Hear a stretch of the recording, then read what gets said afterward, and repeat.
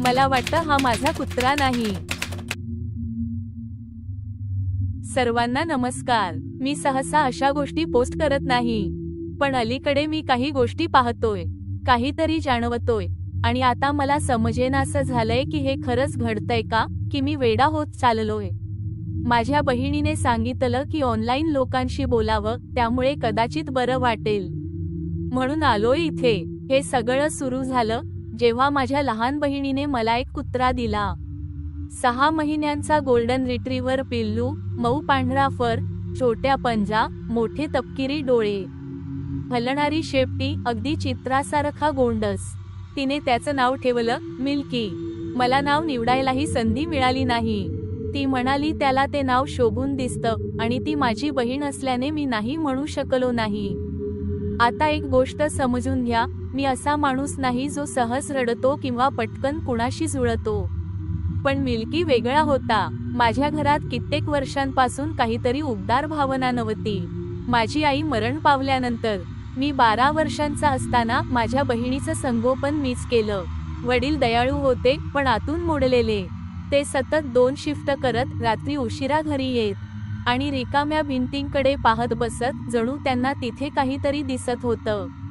त्यामुळे घरातील सर्व जबाबदारी माझ्यावर आली. स्वयंपाक, साफसफाई, बहिणीचं शिक्षण. वडील गेले तेव्हा 3 वर्ष झाली होती, आणि माझी बहीण लग्न करून निघून गेली. मी एकटाच उरलो. म्हणून जेव्हा तिने तो छोटासा फरचा गोळा माझ्या हातात दिला, तेव्हा माझ्यात काहीतरी वितळलं. मला कळलंच नाही की त्या कुत्र्याची मला किती गरज होती. महिना सरला आणि मिल्की झपाट्याने वाढू लागला. तो लठ्ठ, खेळकर, सतत शेपटी हलवणारा, आणि मी घरी आलो की दाराकडे धाव घेणारा झाला. तो खिडकीत बसून माझी वाट बघायचा, प्रत्येक आवाजावर कान टवकारायचा, आणि जेव्हा मी त्याला ओरडलो की तो आपलं डोकं खाली घालून मागचं अंगवर करून डोळ्यांतून माफी मागणारा चेहरा करायचा. त्या नजरेसमोर मी नेहमी हसायचो. वर्षभरात तो माझा सगळ्यात जवळचा मित्र झाला. मी जो माणूस घराबाहेर कधीच जात नव्हतो, त्याचं रोज फिरायला जाणं सुरू झालं. पार्कमध्ये तो पानांवर आणि काटक्यांवर वेड्यासारखा धावताना मला पुन्हा बालपणाची हसू आली. माझ्या घरातील शांतता त्याने भरून टाकली. एक विकेंडला, नक्की का माहीत नाही, कदाचित आठवणींमुळे, मी ठरवलं की जुन्या कौटुंबिक कॅबिनला भेट द्यावी. शहरापासून 2 तासांच्या अंतरावर, जंगलातल्या आत. वडिलांच्या मृत्यूनंतर मी तिथे गेलो नव्हतो. बहिणीला सांगितलं तेव्हा ती खुश झाली, म्हणाली मला बदल हवा आहे. मी मिल्कीलाही सोबत घेतलं. प्रवास छान गेला.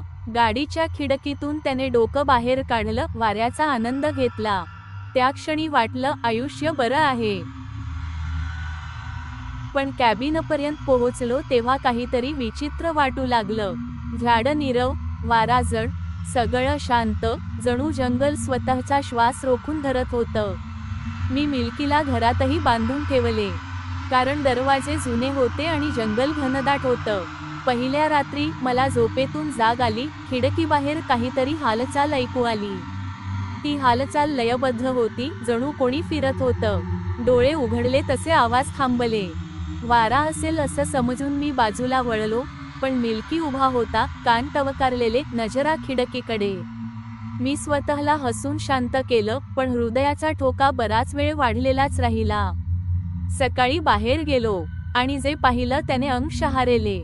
मृत पक्ष्यांची ओळ, सगळे पोटावरून चिरलेले, आणि त्यांच्या शरीरांची अर्धवर्तुळात रचना केलेली. कुणीतरी जाणीवपूर्वक केलं होतं, जणू काही सीमा आखली होती. त्या रात्री मला झोपच लागली नाही. मी ऐकत राहिलो. पुन्हा आवाज आला, यावेळी खिडकीकडून नाही, स्वयंपाकघराकडून. काहीतरी ओढत असल्यासारखा आवाज. मी टॉर्च घेतली, दरवाजा हळू उघडला. मिल्की माझ्या आधीच बाहेर पळाला. मी स्वयंपाकघरात पोहोचलो तेव्हा काहीच नव्हतं, शांतता. पण जेव्हा मी त्याला उचलून मागे वळलो तेव्हा थिजलो. खिडकीतून 2 लाल चमकणारे डोळे माझ्याकडे बघत होते. प्राण्याचे वाटत नव्हते, माणसाचेही नाही. मी हलू शकलो नाही. तेव्हा मिल्कीने माझ्या हाताला चावा घेतला, हलकाच पण पुरेसा. त्याने भुंकताच ते डोळे हलले, हळूहळू खाली त्याच्याकडे, आणि मी त्याचा चेहरा झाकला तेव्हाच ते नजरेआड झाले. मी धावत जाऊन दरवाजा बंद केला. पहाटेपर्यंत डोळा लागला नाही.